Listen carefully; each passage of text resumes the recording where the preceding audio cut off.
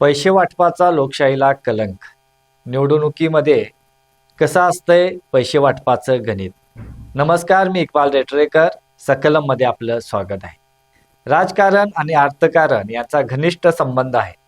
राजकारणावर अर्थकारणाचा मोठ्या प्रमाणावर प्रभाव दिसून येतो आणि ज्यावेळी राज्य सत्तेवर अर्थसत्ता हवी होते त्यावेळी लोकशाहीला धोका निर्माण होतो.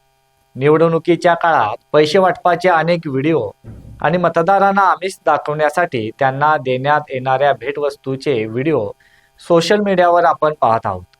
हे सांगण्याचं कारण म्हणजे सध्या महापालिकेच्या निवडणुकासाठी 15 जानेवारीला मतदान होत आहे. मतदानापूर्वीच 2 रात्री म्हणजे त्या वैऱ्याच्या असल्याचं मानलं जातं, कारण प्रचार संपल्यानंतर छुप्या प्रचाराला आणि मतांच्या फोडाफोडीचं राजकारणही सुरू झालेलं असतं. त्याचं कारणही तसंच आहे. अलीकडे निवडणुकीत विजयी होण्याचं संदर्भ बदलले आहेत. दुर्दैवानं बहुसंख्य मतदारांना पैसे वाटणारा उमेदवार हाच योग्य असून तो निवडून येऊ शकतो अशी मानसिकता तयार झालेली असते. त्याची प्रचितीही गेल्या काही वर्षापासून निवडणुकीच्या काळात येत आहे.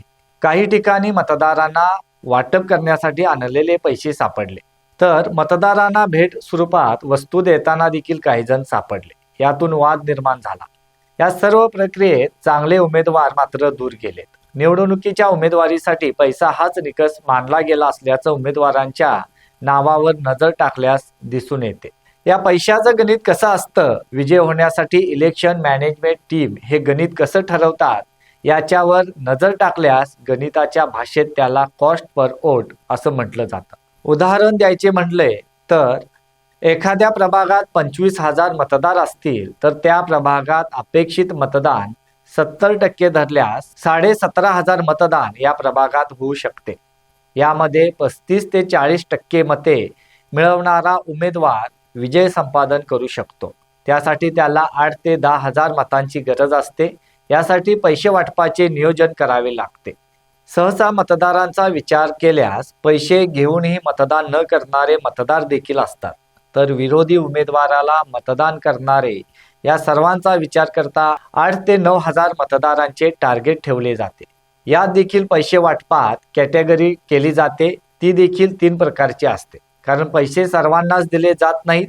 हे 3 कॅटेगरी म्हणजे कट्टर समर्थक मतदार, याशिवाय नंबर 2 मध्ये कट्टर विरोधक आणि नंबर 3 म्हणजे कुंपणावरचे मतदार. हे मतदार साधारण 30 ते 40% असतात आणि याच ठिकाणी विजयाचं गमक लपलेलं असतं.